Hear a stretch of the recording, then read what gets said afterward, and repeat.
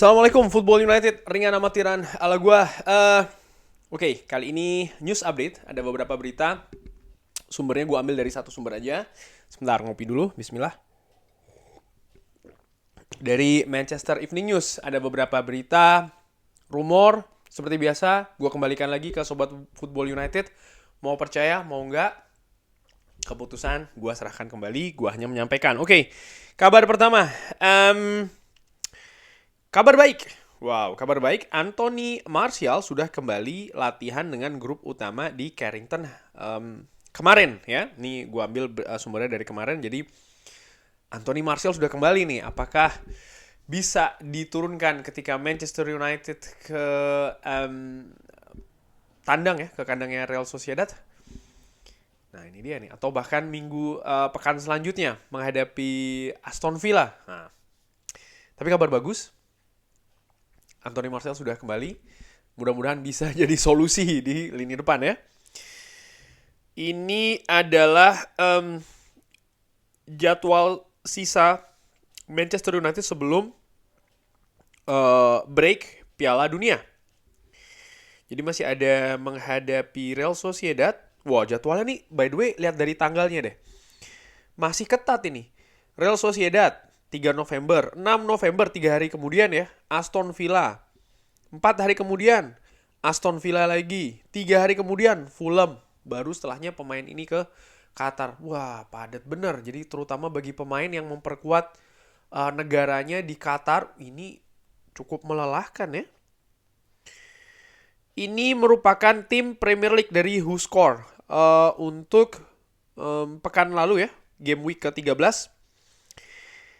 Ada 3 pemain Manchester United dan 3-3-nya pemain belakang tuh. Diogo Dalot, Harry Maguire, dan Lisandro Martinez. Wow. Lini belakang Manchester United kokoh ketika menghadapi West Ham ya. Cuman lini depannya nih yang harus diperbaiki.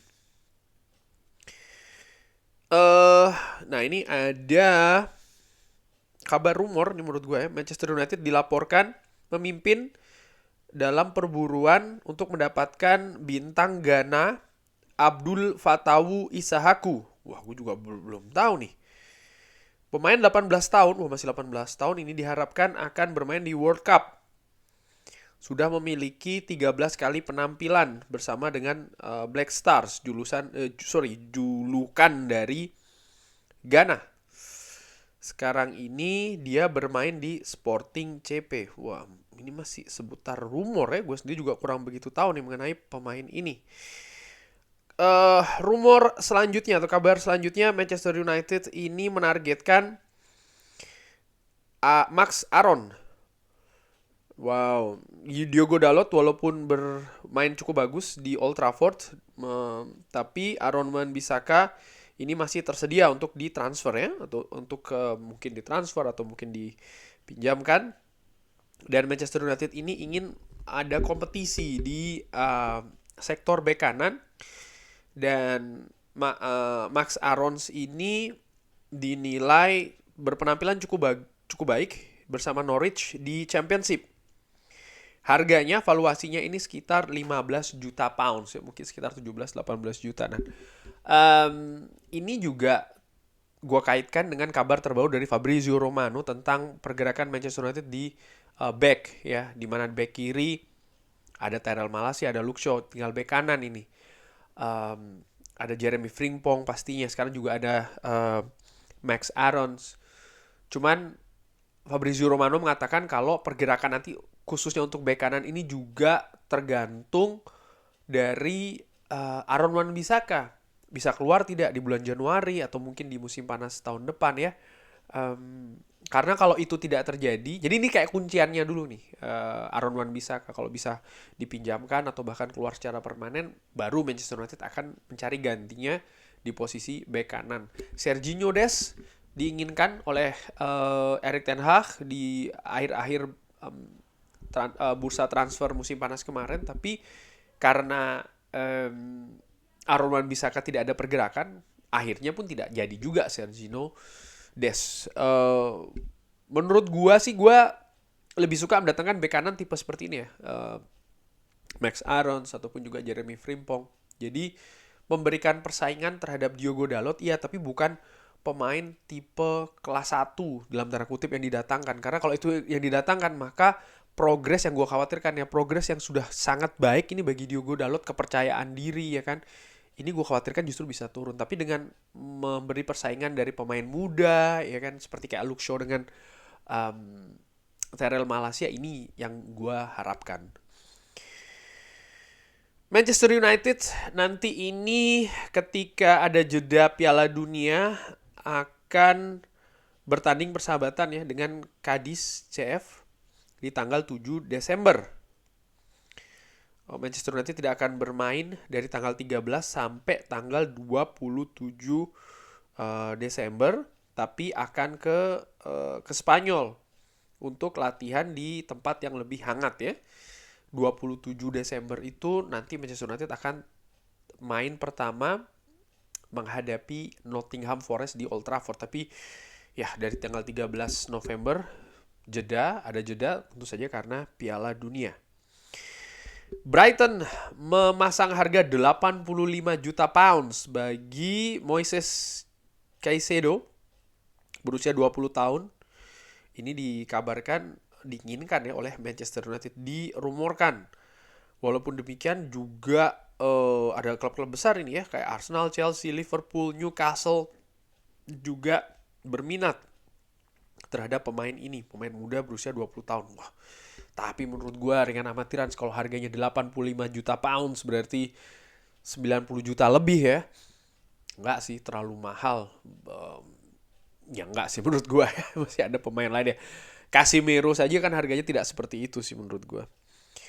Chelsea dikabarkan memasuki juga perburuan untuk mendatangkan Lautaro Martinez. Ini dirumorkan ya. Dikabarkan kalau Erik ten Hag ini suka dengan pemain Inter Milan dan juga pemain Argentina ini. Cuman Chelsea juga dikabarkan berminat ya. Karena kan Romelu Lukaku ini ingin ke Inter Milan. Kabarnya dari Fabrizio Romano bahkan ingin ada masa peminjaman yang diperpanjang untuk musim keduanya. Nah, Lautaro Martinez ini dikabarkan diminati juga sama Chelsea dan bisa jadi akan masuk bahan negosiasi, kurang lebih demikian ya. Tapi kalau menurut gue sih kurang oke sih sama Lautaro Martinez. Gak tahu ya kalau Sobat Football United ada pendapat lain bisa drop di kolom komen. Dikabarkan oleh Tribal Football, Joe Felix ini dikabarkan diinginkan oleh Manchester United. Walaupun demikian PSG juga berminat untuk mendatangkan Joe Felix kalau Kylian Mbappe ini cabut ya. Ini sekali lagi masih rumor. Gue nggak yakin sih pemain kayak Joe Felix ini bisa lebih berkembang di Manchester United dengan amatiran ala gue ya. Karena satu tipe permainan. Yang kedua, ya kunciannya seperti biasa sih ada di Erik ten Hag ya. Dan gue nggak tahu apakah Erik ten Hag juga mengamati sejauh ini, sekali lagi sejauh ini Erik ten Hag itu tidak mengambil resiko yang besar-besar ketika mendatangkan pemain, selalu dari circle yang tidak terlalu jauh ya. Ajax, Liga Belanda, tim nasional Belanda itu. Dan menurut gue oke-oke saja, fine-fine saja selama dia tahu apa yang dia inginkan. Dan sampai sejauh ini mungkin yang paling jauh sedikit ini si Casemiro, tapi itu juga bisa diintegrasikan dengan baik kan di dalam tim Manchester United. Artinya kalau memang Erik ten Hag ini tahu ya dan dia memberikan persetujuan atau bahkan memberikan rekomendasi, gue sih percaya karena ya simple sih sejauh ini pemain-pemain yang didatangkan oleh Erik ten Hag perform semua. Kiper dari West Ham, Alphonse Areola ini memberikan pendapat kalau Manchester United ini ya atau West Ham ini tidak beruntung kalah menghadapi Manchester United. Saya pikir kita layak untuk mendapatkan hasil yang lebih. Artinya tidak kalah ya. Kita punya banyak peluang di pertandingan tadi, tapi David De Gea membuat banyak penyelamatan. Dia selalu menjadi top goalkeeper. Dia telah melakukan pekerjaan yang baik hari ini untuk Manchester United. Kita memulai untuk mengontrol pertandingan di babak kedua. Kita berusaha mengeluarkan kemampuan terbaik ya, tapi kita unlucky tidak beruntung kita tidak bisa mencetak gol. Ya, bisa jadi ada ketidakberuntungan, tapi juga lini pertahanan Manchester United plus gemilangnya David De Gea ini tentu saja yang banyak menggagalkan peluang-peluang dari West Ham United. Jadi ya dalam pertandingan menurut gua sih selalu ada faktor beruntung tidak beruntung. Fred kena mistar tuh juga tidak beruntung menurut gua ya. Cristiano Ronaldo mungkin ada juga beberapa faktor yang dia kurang beruntung juga di pertandingan tersebut. Tapi kalau faktor beruntung tidak beruntungnya kita singkirkan sedikit atau gue singkirkan sedikit ya, gue menilai memang pertahanan Manchester United tampil sangat solid, utamanya di 15 menit terakhir. Mantan pemain Tottenham Hotspur Jermaine Jenas ini mengatakan dengan apa yang ditampilkan Marcus Rashford ketika menghadapi West Ham 100% harusnya dia ada di skuad Inggris. Gua berpendapat iya sih ya, karena Marcus Rashford sebelum di Euro dia tampil bagus. Ketika di Euro ternyata dia kan ada cedera musim lalu, ada dampaknya. Dia memulai musim juga kan telat karena dia ada pemulihan fisik dulu, ada operasi kabarnya kan. Lalu belum lagi ada masalah kegiatan di luar sepak bola. Jadi fokusnya dia terpecah, persiapannya dia tidak matang, tapi musim ini dia punya preseason yang utuh. Erik ten Hag punya rencana yang jelas untuk Marcus Rashford dan dia happy secara mental, dia oke karena sekali lagi gue tidak pernah meragukan kemampuan individu teknis dari Marcus Rashford. Menurut gue ini talenta yang bagus, salah satu yang besar mungkin yang ada di Manchester United. Gue baca komentar dari Sobat Football United, terima kasih banyak by the way komennya mengatakan kemarin ya Marcus Rashford buang saja ini itu. Gue berpikir ini talenta besar yang menginginkan dia ini bukan klub yang dihubung-hubungkan ya, itu bukan klub kecil. Barcelona, Paris Saint-Germain ini menunjukkan dia valuasinya teknisnya dia itu, kemampuan tekniknya dia dihargai sangat tinggi. Pemain sepak bola tampil tidak bagus di 1-2-3 momen atau bahkan 1-2 pertandingan, menurut gue it's fine, gak apa-apa, namanya juga manusia, ada up and down-nya. Tapi bagaimana dia bisa bounce back? Kalau dia grafiknya turun terus seperti ini, nah loss. Tapi kalau dia bisa bounce back, ya menurut gue ini menunjukkan bagaimana kualitas dari pemain sepak bola itu sendiri, dan terutama Marcus Rashford di mana musim lalu musim yang sulit baik secara individu di dalam di luar lapangan dan juga secara kolektif ya sebagai sebuah tim Manchester United yang dia ada di dalam ya Marcus Rashford ini. Tapi musim ini ternyata dia bisa bangkit, dia bisa bounce back sampai sejauh ini. Jadi menurut gue ya sorry kalau menurut gue ya dengan amatiran komentar untuk Marcus Rashford dibuang dan segala macam, ya gue nggak sepakat sih. Tapi apakah dia layak untuk masuk ke timnas Inggris? Menurut gue dengan apa yang ditunjukkan ya secara umum dari awal sampai dengan saat ini, iya sih dia bisa tampil di dua posisi paling tidak, di kiri dan juga di depan selama bermain di bawah Erik ten Hag. Dua-duanya ini, dua posisi ini yang bisa ditampilkan, menurut gue secara keseluruhan dia tampil dengan bagus, kontribusinya ada secara langsung. Ini dari Fabrizio Romano, kalau Jeremy Frimpong ini sangat diminati oleh Manchester United. Dia mengatakan banyak klub mengikuti Frimpong. Dia ini dihargai ya, disukai oleh Manchester United, tapi Bayer Leverkusen akan berusaha untuk menahannya sampai dengan musim berakhir. Bukan hal yang mudah. Di belakang layar, Ten Hag dan Manchester United ini juga mencari solusi untuk Wan-Bissaka supaya bisa mendatangkan Serginho Dest dalam status pinjaman. Tapi saat ini masih terlalu awal untuk untuk menyimpulkan ya. Bulan Desember mungkin akan menjadi waktu yang tepat untuk memutuskan. Wow. Iya sih, jadi kalau memang demikian maka di bulan November-Desember selain nanti ada break ya, tim juga melakukan ke Cadiz ya kan, ke Spanyol, pemain tim nasional mengikuti turnamen di Qatar. Gue berpikir sih ini kalau seandainya, dan gue harapkan ya Manchester United ada pergerakan untuk mendatangkan pemain baru, entah itu penyerang atau bek kanan. Dua posisi ini kan memang Manchester United butuh penambahan kualitas. Katakanlah memang Erik ten Hag tidak atau menganggap Aaron Wan-Bissaka nggak sesuai ya dengan sistem yang ingin dia bangun, ya dicari solusi supaya bisa cabut ya kan, ada yang mau beli.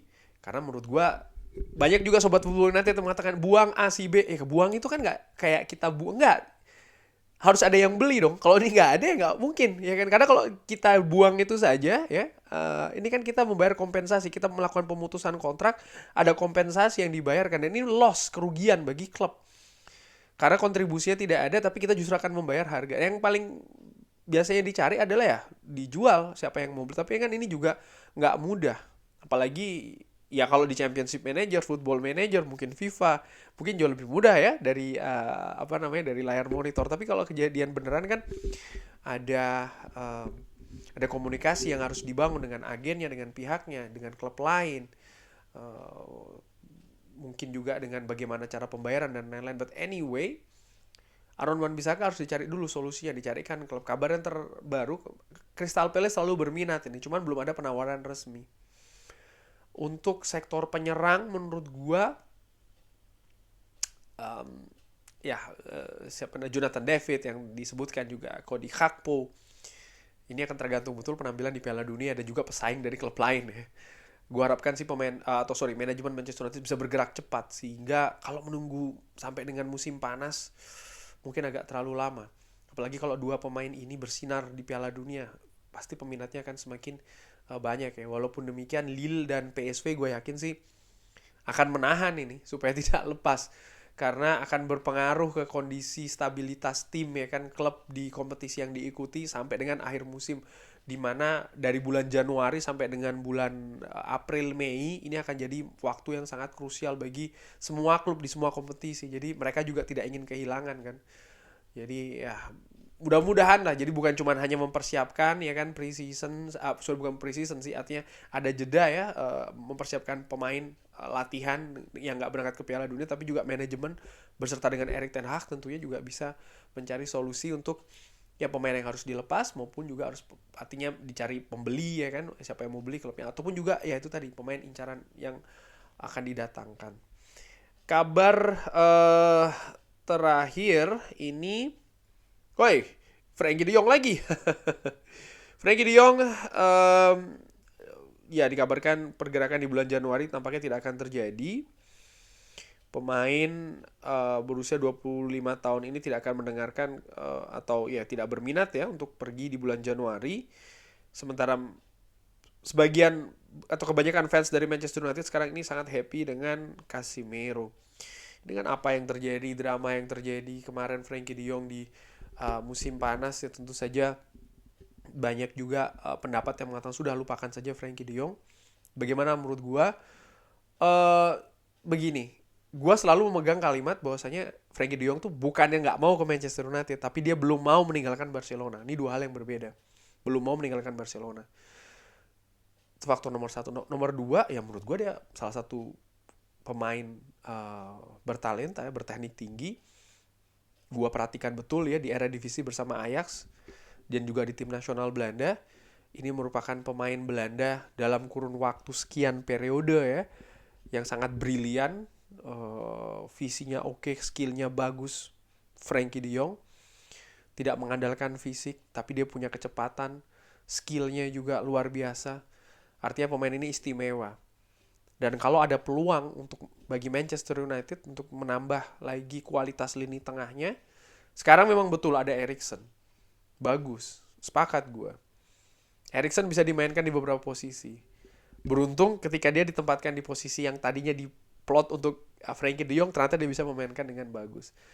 Artinya maksud gue begini, ya karena kita punya pemain yang fleksibel seperti kayak Eriksen, ketika ada seorang Frenkie de Jong datang, ini asumsi gue, maka kualitas lini tengah dari Manchester United, kedalaman kualitas dari Manchester United utamanya di lini tengah akan semakin baik. Dan menurut gue, ya kenapa tidak ya, gue melihat bagaimana kedalaman kualitas lini tengah dari Manchester City contohnya, itu cukup bagus ya.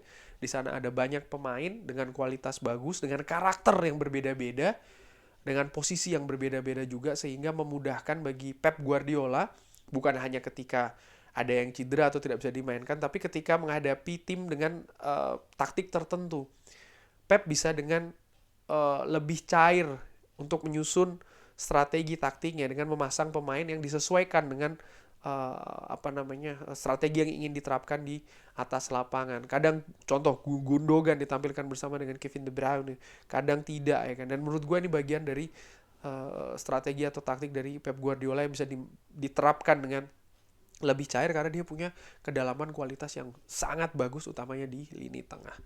Kurang lebih demikian news update kali ini. Bagaimana menurut Sobat Football United? Drop di kolom komen. Terima kasih sudah menyaksikan. Jangan lupa like, subscribe. Wassalamualaikum warahmatullahi wabarakatuh.